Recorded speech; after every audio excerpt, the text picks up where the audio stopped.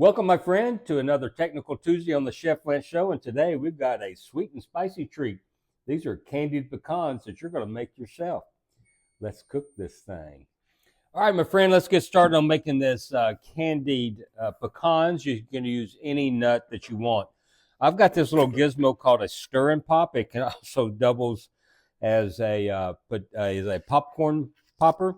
It comes with this lid for the popcorn, but we're not going to use that today. I'm going to take that off, and I'll tell you about this gizmo here in a little bit. But what we're going to start out with, first of all, I'm going to turn it to the nut setting, and you might see here that the little stir gizmo is actually starting to turn, and this element is starting to heat up.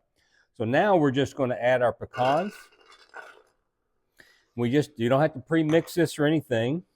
So now I like to sprinkle my brown sugar around. If you're not a brown sugar fan, you want to substitute granulated sugar, by all means do that. Now for a little heat, I've got a little cayenne pepper, and then I've got some red pepper flakes. Oop, those all came out, didn't they? And we're going to add a little salt to bring it together. Now as this sugar starts to melt, it's going to actually kind of flip over the little stir thing, and it'll be sticky, so it'll start going all kinds of different directions. But we're going to help get this thing started with a little water. That's about a tablespoon.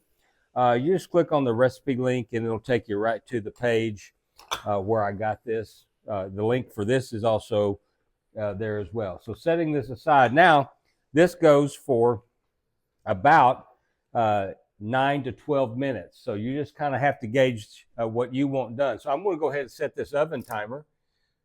There we go. Now, it calls for, the sugar is already melting. That's how quickly this was hot. It calls for a cup of nuts.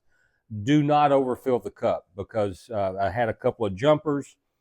So you want to make sure you keep the amount within reason, because otherwise it'll spill over, make a mess, and you don't need that. And so this is going to go for 9 minutes. You might want it to go longer if you swapped out granulated sugar. You just have to test that. Now, I can see a big old pile created right here, and I'm going to break that up.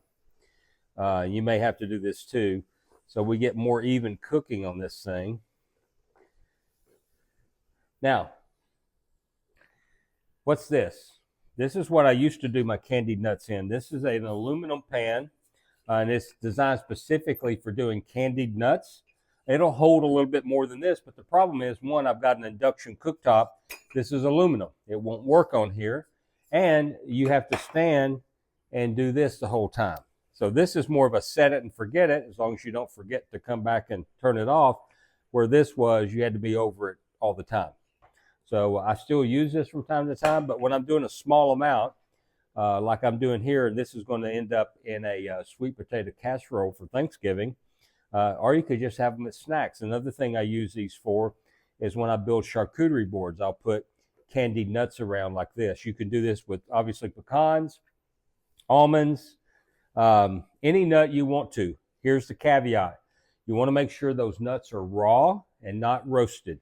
If they are roasted, the heat from this will actually continue to cook those, and they'll actually burn the nut, and they are just, you don't want to taste them. They're that bad. So remember always that you want to use a raw nut. Now, I'm going to see you when we're done, and we're going to cool these things off. So see you around the corner.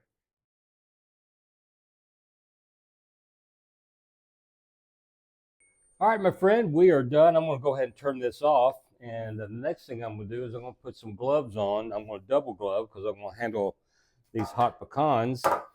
And what I'm going to do is take it off of here, and then I'm going to put it on this baking sheet with a parchment paper on it to let them cool. If you let them cool sitting right here, number one, the carryover heat from the cooking, stir and pop, would continue cooking those, and could actually burn. Now, you can tell by the time, but you can also tell by the color and the aroma. You don't want any burnt aromas coming at you. You want to have a sweet a little bit of a sweetness in the air, and I'm getting all of that. So now I'm double gloved. Now this thing comes off. Certainly be careful. It has 2 handles on there, but they're warm. They're not hot, but they're warm. But this middle is very hot. So now what I'm going to do is I'm going to dump it out. Oops. And I got some stickers. I'm going to break those loose. Drop those in there. Come on, man. There we go. I'm going to use my hands and my spatula now to spread these out. I don't want these cooling in a pile, because then you'll have one solid mass of candied pecans that's more like a, I don't know, one of those Rice Krispie treat balls or something. So anyway, I'm going to separate these into individual pecans. These are very hot. I double gloved, as you saw, and they're still very warm, but take precautions. If you don't want to touch them, then you certainly get you a high temp spatula like this one, and spread them out, and they'll cool pretty rapidly. All right, cool these down. When I bring around the corner, I'm going to show you the final result. See you then. All right, my friends, the candied pecans have cooled. I've let them sit out for about 30 minutes, checked on them periodically. So now I'm just going to pan them up. What I've got here is a nice little 10-ounce ramekin to put them in for display. But what I do now is I just roll up this parchment paper, make sure everything's in there, lift it up from one end, and then I just carefully pour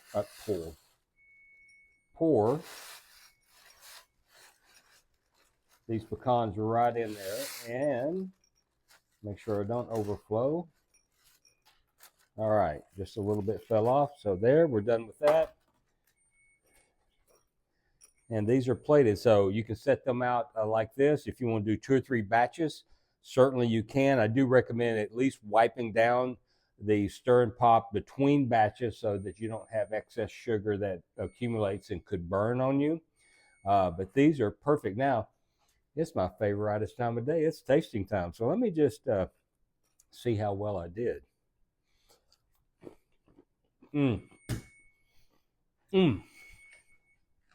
Oh my goodness. Sweet with a little hint of spice.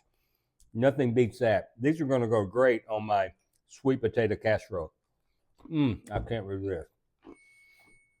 Well, thank you for joining me on this Technical Tuesday. Talk with my mouth full. Remember this, a day in the kitchen beats a day of work in any day. We'll see you next time on the Chef Lance Show.